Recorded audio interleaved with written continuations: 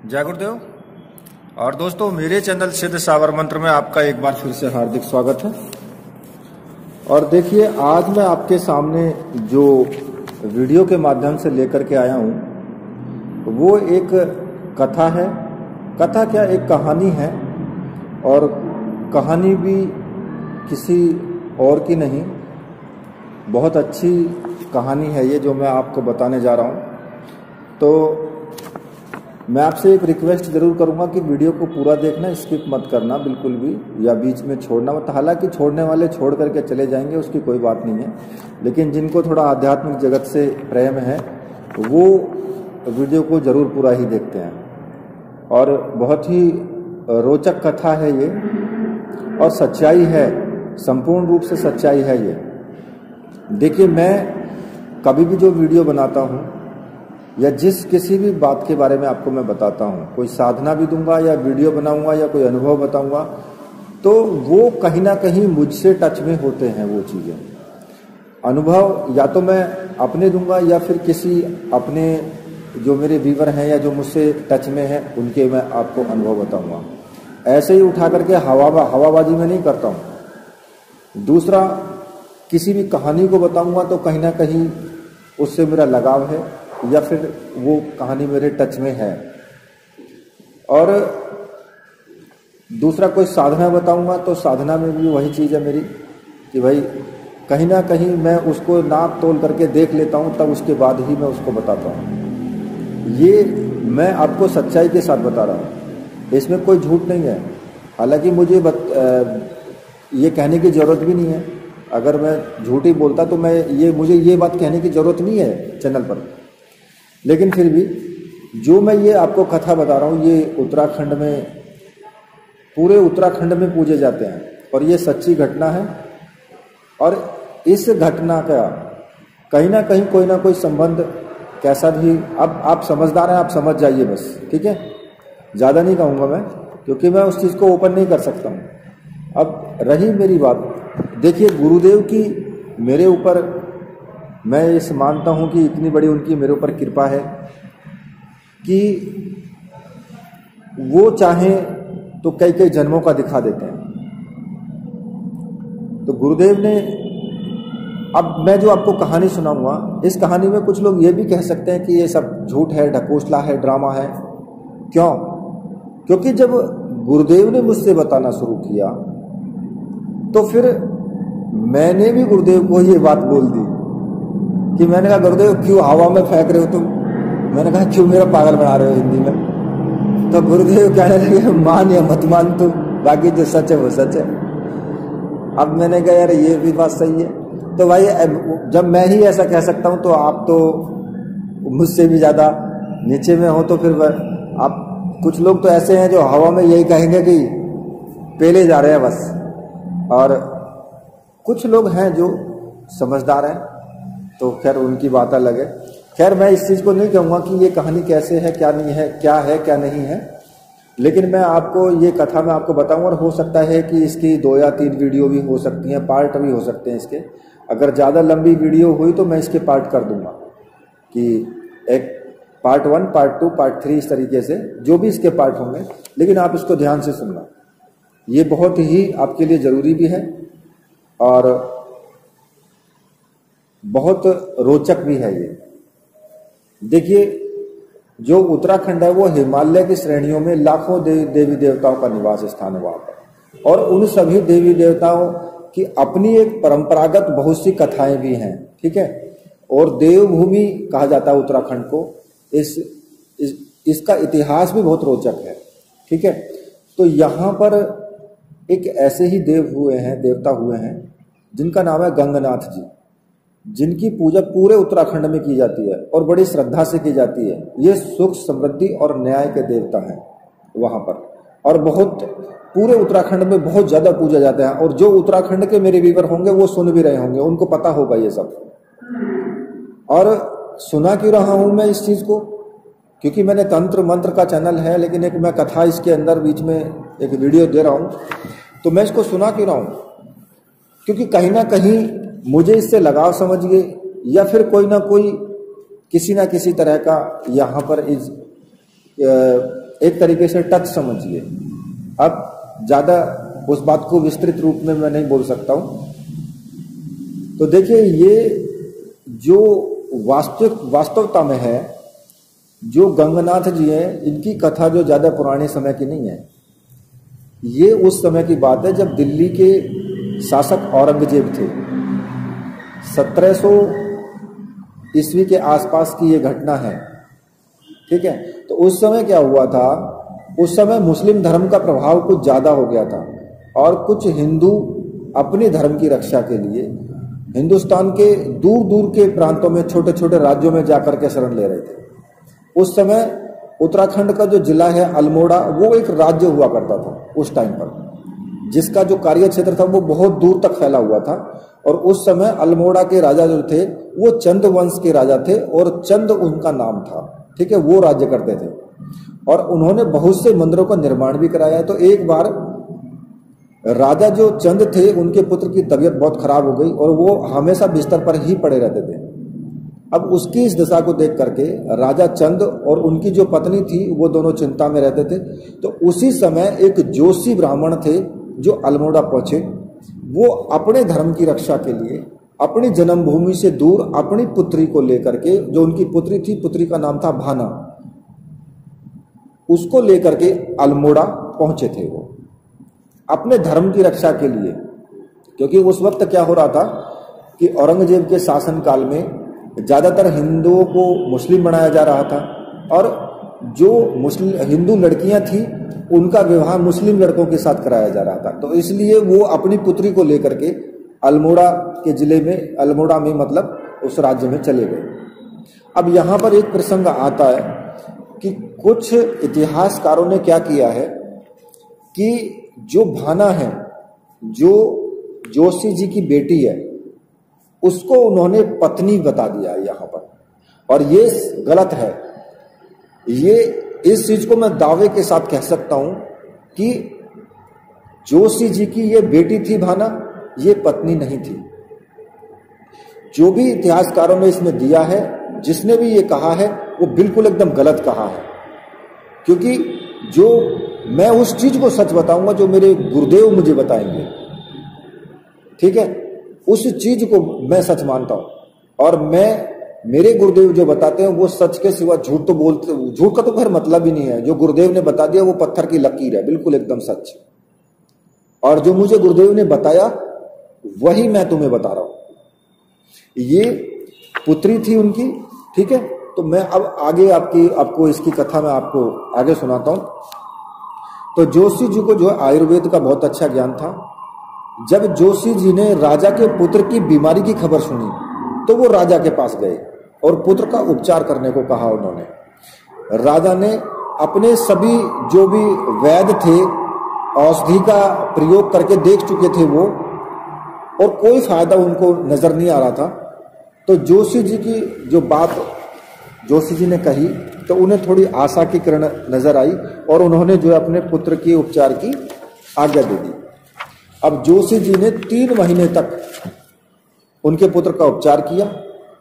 तो धीरे धीरे राजकुमार ठीक होने लगे और बहुत जल्द वो अपने पैरों पर खड़े हो गए। यह देखकर राजा चंद ने और महारानी ने उसको देख करके बहुत खुश हुए और उन्होंने जोशी जी को अपने राज्य में ही रहने की विनती की। और ये विनती नहीं की, उन्होंने कहा, जो राजा चंद थे उन्होंने अपने राज्य में मंत्री का एक पद दे दिया उन्हें, और पूरे राज्य में पूजा पाठ का काम देखने के लिए और करने के लिए उसकी पूरी जिम्मेदारी दे दी। अब तो राजा जोशी जी जो मतलब राजा जोशी जी से राजकाज के जो काम थे उनमें भी जो है वो सलाह लेने लगे, ठीक है। तो एक दिन क्या होता है, एक दिन राजा ने जोशी जी से कहा कि आप इतने दूर से आए हो, पर आपने ये जो दूरी में बीच में जो पड़ने वाले खतरनाक जंगल हैं, जंगली जानवर हैं, उनसे अपनी रक्षा कैसे की, आप कैसे आए पहुंचे यहां तक। तो जोशी जी ने कहा कि जैसे आपके पुत्र की रक्षा करने के लिए भगवान ने हमें इतनी दूर से आपकी सहायता के लिए भेज दिया ना, वैसे ही उसी भगवान ने हमें रास्ते की सभी कठिनाइयों से रक्षा के लिए एक वीर को भेज दिया था, जिसने हमारा मार्गदर्शन भी किया और जंगली जानवरों से भी हमारी रक्षा की और मेरी पुत्री के प्राणों की भी रक्षा की। हम उस वीर की सुरक्षा में होने के कारण ही आज जीवित हैं, वरना हम यहां नहीं पहुंच पाते। इतना कह के राजा ने कहा कि वो वीर पुरुष कौन है, हम उनसे मिलना चाहते हैं और हम उनका भी धन्यवाद करना चाहते हैं, क्योंकि आपको यहां तक पहुंचाने वाला वो वीर पुरुष है। और जोशी जी बोले कि सही कहा आपने। तो जोशी जी ने कहा कि उसका नाम गंगनाथ है और वो हमें जंगल में भटकते समय मिल गया था। उसके बारे में हम ज्यादा नहीं जानते, क्योंकि हमारे पूछने पर भी उसने सही तरीके से बताया नहीं। हम उसे आपके पास जरूर लेकर के आएंगे, ठीक है। ये चीज उन्होंने यहां तक हुई। अब ये कथा आगे आगे चलती है, आप देखिए इसमें क्या क्या होता है। तो इतना कहने के बाद जोशी जी जो थे वो अपने घर को लौट गए और वो घर आकर के जब वो घर आते हैं तो उन्होंने भाना और गंगनाथ की बातें सुन ली उस वक्त, और वे सोच में पड़ गए कि उनकी जो पुत्री थी भाना वो गंगनाथ से प्रेम करने लगी थी और गंगनाथ जी भी उनकी जो पुत्री थी उससे विवाह करना चाहते थे भाना से। लेकिन जोशी जी इस रिश्ते को बिल्कुल भी स्वीकार नहीं कर सकते थे। क्यों? क्योंकि जो गंगनाथ थे वो दूसरी जाति से थे और ये जोशी यानी कि ये पंडित थे। तो अब क्या हुआ, उन्होंने कहा कि भाई इस पुत्री के कारण तो मैं भाग करके यहाँ आया हूं कि मेरा धर्म खंडित ना हो, मेरा धर्म बचा रहे। लेकिन यहां पर भी आने के बाद वही बात हो रही है मेरे साथ में कि भाई अब यहां पर भी दूसरी जाति का है तो मेरा तो धर्म की रक्षा ही नहीं हो पाएगी। तो वो इस तरह धर्म की जो बात जो है वो विचारने लगे कि भाई अपने अब धर्म की रक्षा कैसे हो। तो अगले दिन जो है जोशी जी ने गंगनाथ को अपने साथ राजा के पास लेकर के गए। तो राजा ने गंगनाथ जी का स्वागत किया और उनका धन्यवाद भी करा। तो गंगनाथ जी की बहादुरी के जो किस्से थे, राजा ने उन्हें अपने राज्य में होने वाली जो प्रतियोगिता थी उसके बारे में सूचित कर दिया, ठीक है। अब क्या था, राजा ने कहा कि हमारे राज्य में कुछ समय के अंतराल में वीरता दिखाने की प्रतियोगिता होती रहती है, जिससे हमारे राज्य में जो बहुत सारे वीर जो हैं वो भाग लेते हैं। और इस प्रतियोगिता में तीरंदाजी, तलवारबाजी, मल्ल युद्ध और शेर से कुश्ती ऐसे खेल होते हैं जो कि प्राणघातक भी हैं। अब इस प्रतियोगिता को जो जीतता है हम उसे अपनी सेना का सेनापति घोषित कर देते हैं। तो इतना कहने के बाद, इतना उन्होंने कहा राजा ने, अब जोशी जी को लगा कि उन्हें उनकी समस्या का हल मिल गया, क्योंकि जोशी जी तो उस बात से चिढ़े हुए थे ना कि भाई उनकी पुत्री से प्रेम हो गया था उसे। उन्हें लगा कि शायद गंगनाथ जी इस प्रतियोगिता को पूरा नहीं कर पाएंगे और इनके प्राण इसमें चले जाएंगे और भाना का विवाह उन्हें गंगनाथ से नहीं करना पड़ेगा। तो गंगनाथ जी थोड़ा विचार कर रहे थे कि जोशी जी बोल पड़े कि महाराज जी, गंगनाथ जी जरूर इस प्रतियोगिता में भाग लेगा और अपनी वीरता को से आपको खुश कर देंगे। तो ये बात जोशी जी ने अटका दी बीच में, मतलब कि प्रेरित कर दिया। क्यों? क्योंकि उनको तो भाई अपना धर्म की रक्षा करनी थी ना, हटाना था रास्ते से। तो गंगनाथ जी ने भी क्या किया कि जोशी जी के शब्दों का मान रखते हुए प्रतियोगिता में अपनी सहमति जता दी उन्होंने भी। तो जोशी जी गंगनाथ जी की प्रतियोगिता में भाग लेने की बात सुनते ही सारी चिंताओं से मुक्त हो गए कि भाई अब प्रतियोगिता में ये भाग लेगा और ये मारा जाएगा। तो वो प्रतियोगिता की तैयारी में जुट गए। अब जब ये बात भाना को पता चली तो फिर वो गंगनाथ जी को इस प्रतियोगिता से अपना नाम वापस लेने के लिए कहने लगी, क्योंकि भाना बिल्कुल नहीं चाहती थी कि गंगनाथ के प्राणों पर कोई संकट आए। भाना ने कहा कि अगर आप मेरे लिए युद्ध लड़ना चाहते हो ना तो उसके लिए युद्ध लड़ने की जरूरत नहीं है, हम दोनों कहीं भी चले जाएंगे और अपना जीवन साथ साथ में बिता लेंगे। तब गंगनाथ जी ने भाना से कहा कि भाना, मैंने तुझसे प्रेम किया है, कोई अपराध नहीं किया जो हमें भागना पड़े। तो जोशी जी बहुत अच्छे हृदय के व्यक्ति हैं, वो जो है मान जाएंगे और उनके प्रति आप मतलब कि आप उनकी पुत्री हो तो आपका भी कोई कर्तव्य है, तो इससे आप नहीं अलग भाग सकती हैं अपने कर्तव्य से। तो आप चिंता मत करो, मैं स्वयं प्रतियोगिता के बाद जोशी जी से आपके और हमारे रिश्ते की बात करूंगा। परंतु भाना तो गंगनाथ की बात सुनने को ही तैयार नहीं थी। उसने कहा कि प्रतियोगिता में भाग लेने से सख्त मना कर दिया उसने। अब भाना की जो व्याकुलता थी उसको देख करके गंगनाथ जी भाना से कहने लगे कि भाना, तू अभी मेरे बारे में कुछ नहीं जानती है,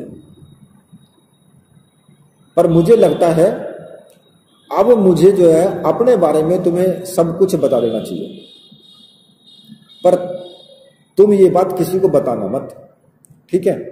तो ये बात उन्होंने कही। अब वो अपने बारे में बताते हैं।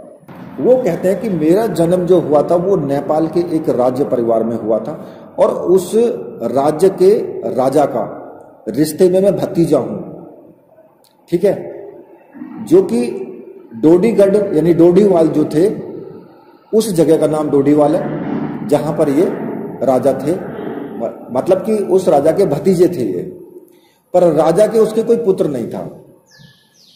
तो उन्होंने क्या किया कि उन्होंने मुझे अपना उत्तराधिकारी घोषित कर दिया, लेकिन उन्होंने बाद में दूसरी शादी कर ली। अब जब दूसरी शादी कर ली तो दूसरी रानी आई, तो रानी ये चाहती थी कि उसकी होने वाली संतान ही मतलब जो है राजगद्दी पर बैठे, वो ये चाहती थी। तो इसलिए उसने क्या किया, बाद में उसने रानी ने उन्हें मरवाने के बहुत उपाय करे। एक बार उन्हें विष पिला करके नदी में फेंक दिया, पर लेकिन वो होश में आ गए और वापस अपने राज्य में लौट आए। फिर उसके बाद रानी ने उनके जो कक्ष था उसमें जहरीले सांप छोड़ दिए, लेकिन उनको भी मैंने पैरों से कुचल के मार दिया। उसके बाद जब आखेट खेलने में जंगल में गया तो वहां पर भी कुछ रानी के कुछ विश्वसनीय जो सैनिक थे, उन्होंने मुझे अकेला देखकर मुझ पर आक्रमण कर दिया। उस समय तो मेरे पास में तलवार भी नहीं थी, एक छोटी सी खुकरी थी। खुकरी उसको बोलते हैं, छोटी सी कटार होती है, एक छोटी सी खुकरी थी, और उस खुकरी से ही मैंने सारे सैनिकों का वध कर दिया और अपने राज्य में मैं फिर वापस आ गया। लेकिन फिर भी रानी ने हार नहीं मानी। तो वो जब अपने राज्य की सीमाओं के निरीक्षण करने के लिए गए ना, तो उन्होंने एक वीर योद्धा जो था उसका नाम था कोलवा डोडीवाल, उसको हमारे पीछे लगा दिया। और जब डोडी जो राज्य था ये, जब उसकी सीमा पर हम पहुंचे तो उसने उस वीर योद्धा ने आक्रमण कर दिया और वो युद्ध पूरे 6 दिन और 6 रात तक चला था वो। लेकिन अंत में कोलवा को इन्होंने परास्त कर दिया था। तो कोलवा ने हमसे आग्रह करा कि भाई आप हमको अपना सेवक बना लो, और हमें रानी की सारी बात बता दी कि उन्होंने वध करने के लिए रानी ने मुझे तुम्हारे पास भेजा है। पर हमने कहा उससे कोलवा से कि मतलब कि रानी को तुम कहना कि उनका काम जो था वो पूरा हो गया है, जिससे रानी आपसे खुश भी हो जाएगी और हमारे राज्य की सेवा भी आप कर सकोगे। हम राज्य छोड़ के यहां से जा रहे हैं, आप चिंता मत करना, मैं कभी वापस नहीं आऊंगा। और इतना कह करके वो जंगलों में चले गए, अपने राज्य की सीमा से दूर जंगल में भटकते भटकते। अब वो कितनी दूर पहुंच गए इसका उनको पता नहीं था। और एक दिन संयोग से इसी जंगल में जोशी और भाना दोनों उनको मिल गए। तो इसलिए भाना तुम मेरी चिंता मत करो, मैं जरूर विजयी होऊंगा और मैं कभी भी पीछे नहीं हटूंगा, प्रतियोगिता से अपना नाम वापस नहीं लूंगा, ठीक है। चाहे मेरे लड़ते लड़ते प्राण चले जाएं, हम वीर तो रहेंगे ही। अगर मान लें कि हम मर भी गए तो हम वीर तो रहेंगे ही। और अगर जोशी जी हमारी परीक्षा लेना चाहते हैं तो हमें मंजूर है उनकी परीक्षा। इतना कहते ही भाना रोने लगी। वो कहने लगी, सौभाग्य से ही आप हमें मिले हो, पर मैं आपको खोना नहीं चाहती। तब गंगानाथ जी ने कहा कि तुमसे मिलने के लिए शायद मैं इन जंगलों में भटक रहा था, मैं भी तुमसे दूर नहीं रह सकता, पर शायद जोशी जी हमें कभी विवाह की अनुमति नहीं देंगे। तब भाना कहती है कि मैं बाबा को मना लूंगी, अगर वो नहीं माने तो हम कहीं दूर चले जाएंगे। तो गंगानाथ जी कहते हैं कि मैं अपने कर्म से पीछे नहीं हट सकता, तुम व्यर्थ की चिंता मत करो, मुझे कुछ नहीं होगा। पर भाना फिर भी जो है वो रोती रहती है। अब अगले दिन जो है प्रतियोगिता शुरू हो जाती है। तो गंगानाथ जी की वीरता के चर्चे तो पूरे राज्य में थे।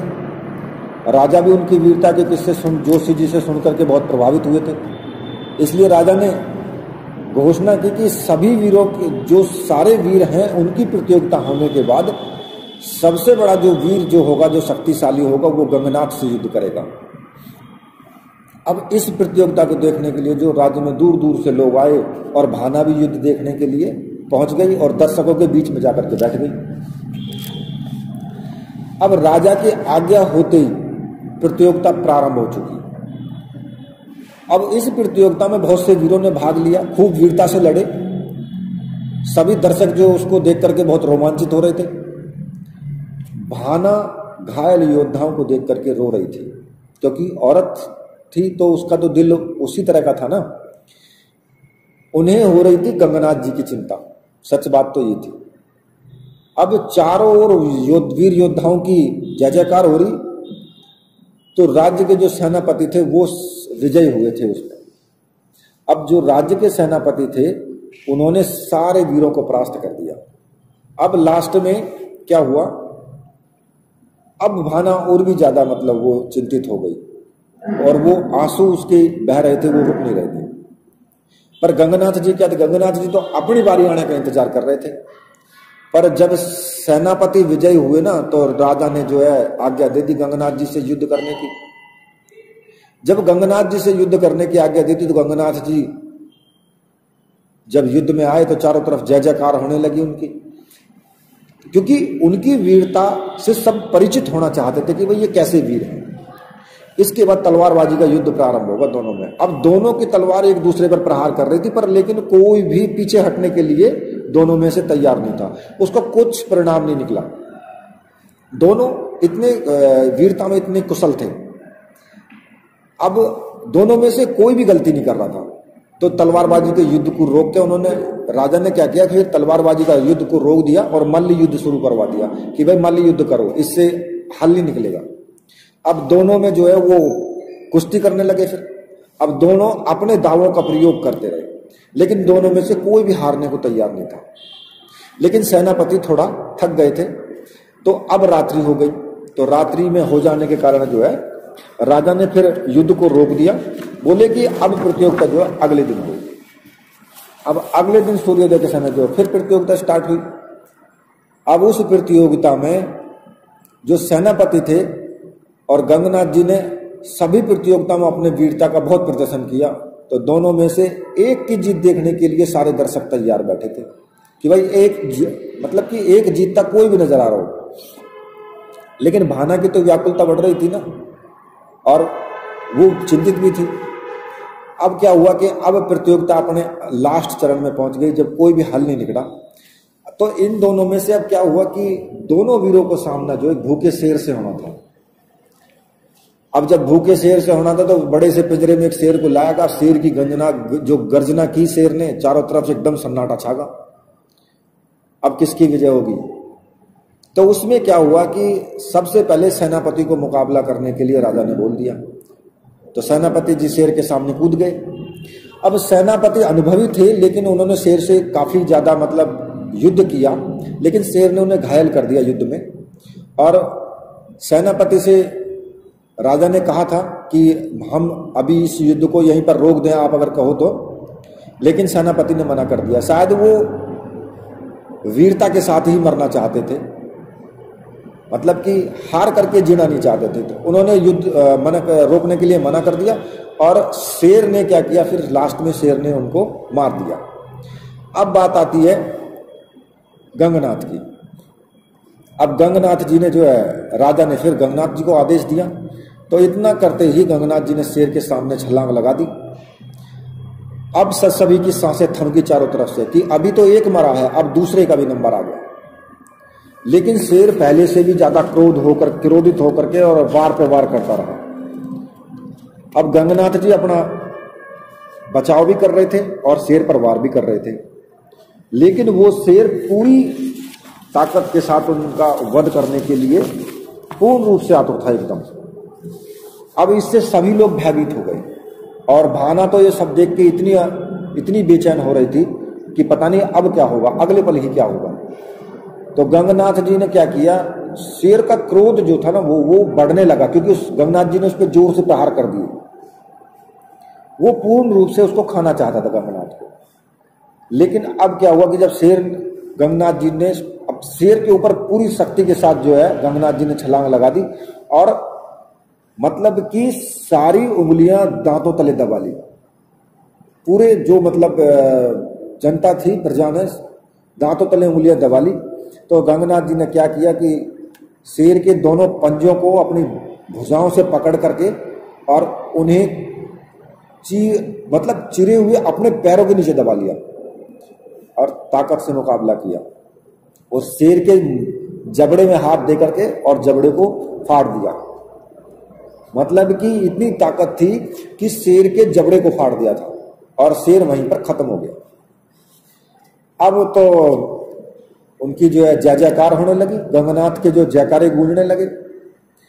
तो राजा ने क्या किया, राजा ने गंगनाथ जी को विजेता घोषित कर दिया और उन्हें जो अपने सेनापति का भार सौंप दिया।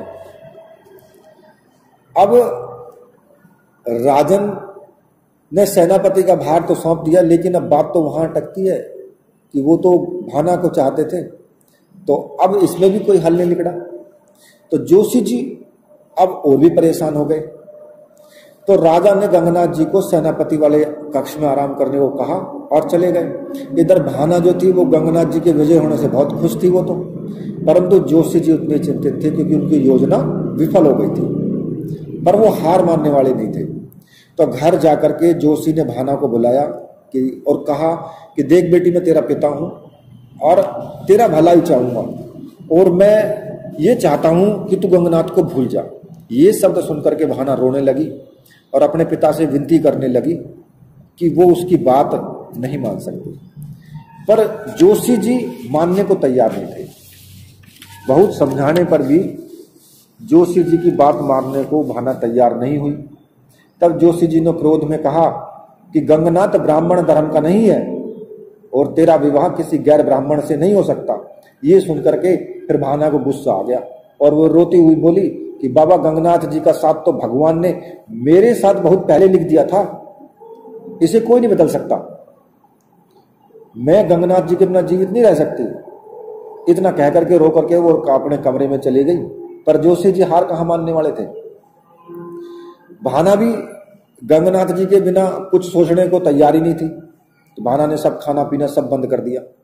तो जोशी जी अपनी बेटी की ये दशा नहीं देख सकते थे, परंतु गंगनाथ जी को भी वो स्वीकार नहीं कर सकते थे। तो जोशी जी ने विचार किया कि जब तर्क से हल ना निकले तो फिर राजनीति का प्रयोग करना चाहिए। तो अब वो योजना बनानी उन्होंने शुरू कर दी। तो जोशी जी ने भाना के पास गए और उनसे प्यार से कहा कि बेटी मैं तैयार हूं और तेरा विवाह गंगनाथ से करने के लिए तुझे मेरी एक बात माननी पड़ेगी। तो भाना ये सुनकर के खुशी बोली कि मैं आपकी सारी बात मानूंगी। तब जोशी ने कहा कि हमारी जाति के कुछ लोग यहाँ आने वाले हैं और उनके आने के बाद मैं तुम्हारा विवाह गंगनाथ से पूरी विधि से कर दूंगा, पर तुम गंगनाथ से नहीं मिलोगी और तुम्हारा गंगनाथ से मिलने से हमारी जग हसाई होगी और गंगनाथ को भी मैं ये बात मैं बता दूंगा।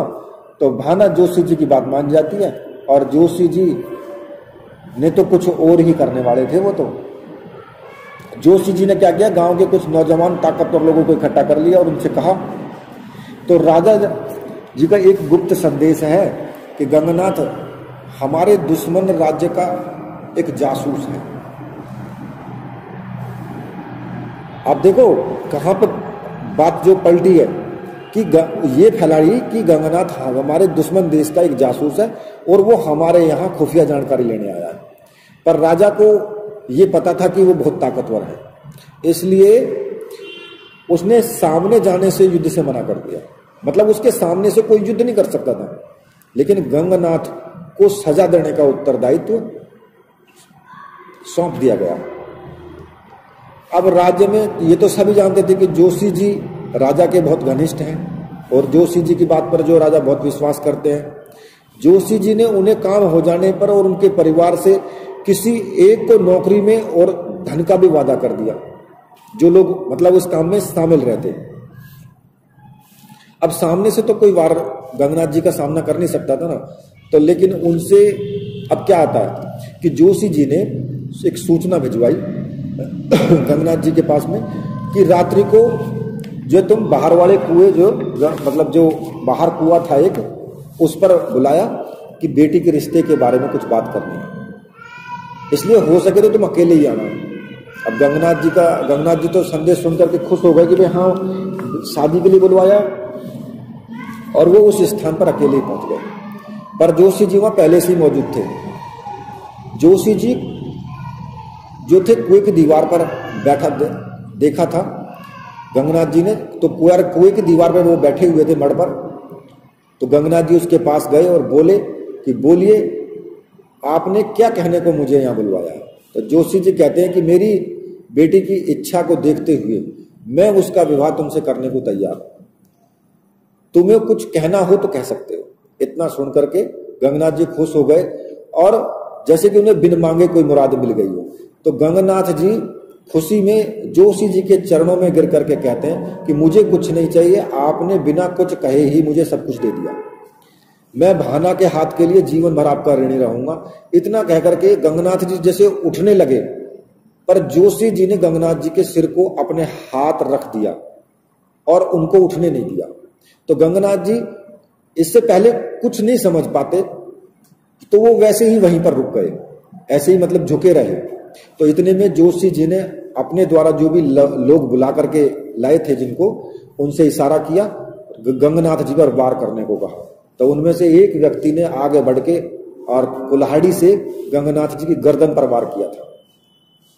अब गंगनाथ जी को समझने का टाइम ही नहीं मिला, इस प्रहार से जो है मतलब गर्दन कट करके एक साड़ी जा पड़ी, अलग हो गई गर्दन, और उसको उठा करके फिर गंगनाथ जी को कुएं में फेंक दिया गया और वहां पर उनका अंत हो गया। और आधी रात को ही वो अपने घर चले गए जोशी जी।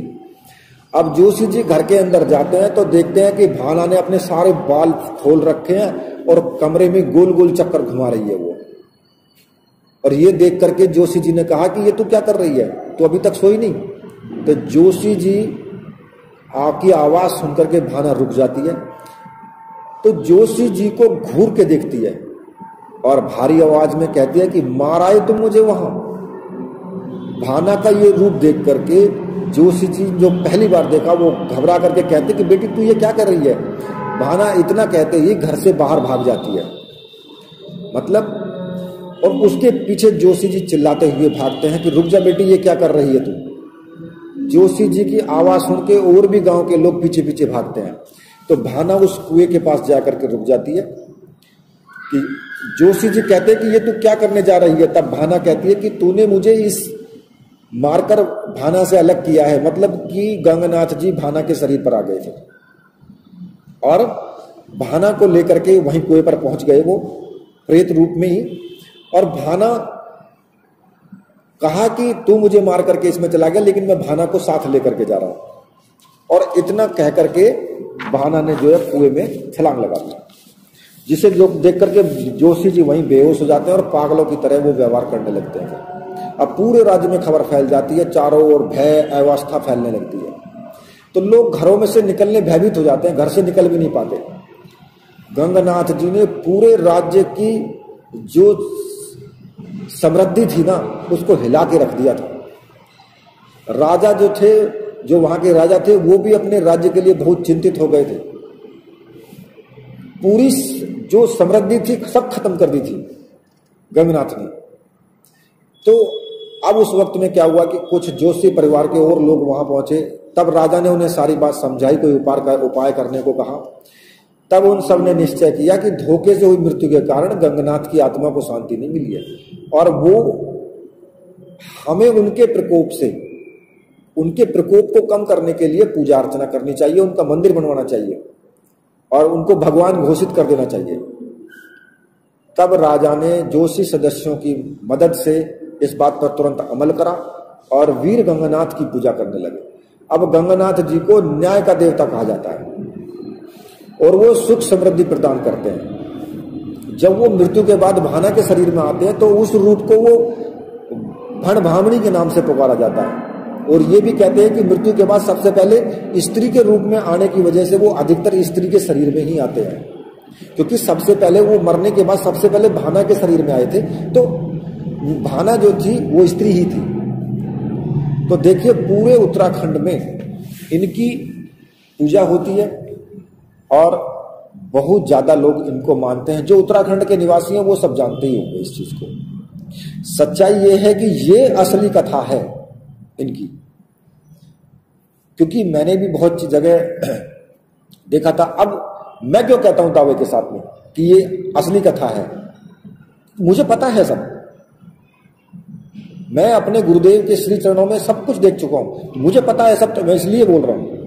ठीक है, अब आप क्या समझते हो क्या नहीं समझते हो वो बात आप छोड़ दीजिए, और पूरी हकीकत इसकी कि मेरा क्या रिलेशन है मैं बस समझा भी नहीं सकता हूं, आपको बता भी नहीं सकता हूं। आगे इससे आगे कुछ और नहीं बताऊंगा, सिर्फ यही मैं बता दिया, मैंने कहानी आपको बता दी पूरी। बहुत रोचक कथा है, प्रेम कथा है और जन्मों जन्मों की कथा चली आ रही है। ये कोई न्यारी नहीं है, जन्मों जन्मों की चली आ रही है ये कथा, उसके बाद भी हुआ है। ठीक है, खैर जो भी चीजें हैं उसको आगे मैं ज्यादा विस्तृत में नहीं जाऊंगा। तो इसके साथ ये कथा यहां पर समाप्त होती है। तो इसी के साथ आप बोलिए, अब मेरे साथ में बोलिए, वीर बजरंगबली हनुमान जी महाराज की जय। बोलिए मेरे परमहंस गुरुदेव की जय।